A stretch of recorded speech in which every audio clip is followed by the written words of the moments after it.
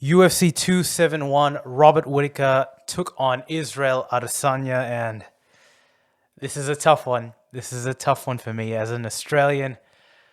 You know, was really backing on Robert Whittaker to make the necessary adjustments. Was really buying into the hype that was the deficiency in takedowns that Jan Blachowicz was able to exploit against Israel Adesanya. Heck, I was hoping for anything and everything for my boy Robert Whittaker to take home the gold and bring it back to Australia, but alas, it wasn't meant to be.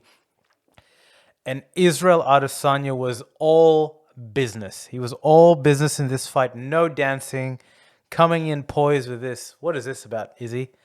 With that, strong poise. And, he exploded. He exploded out of the gates in the first round. Really dominated Whittaker, struck him down with precise, extremely fast strikes. And while Robert Whittaker was definitely able, from the second round onwards to give a much better account with themselves, he took Israel down the most times he's ever been taken down.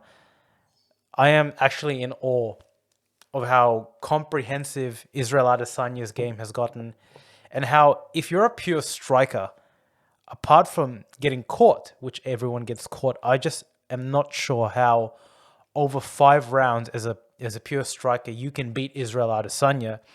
And as shown, Robert Whittaker took Israel down. The first couple of takedown attempts were telegraphed. They were way too far, and Israel was able to shrug it off. But even the times when Robert was able to adjust and level change correctly and take Israel down, he could not hold Adesanya down for any length of time.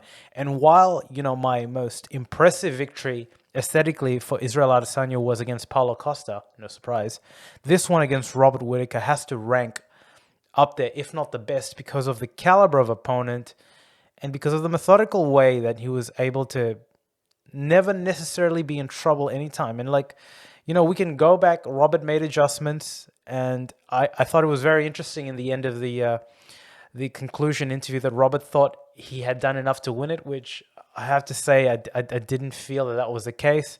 Israel Adesanya didn't appear to be in any trouble at all, really, even when taken down. And it's just really small things that Israel was able to do. When he actually had his back he was composed. He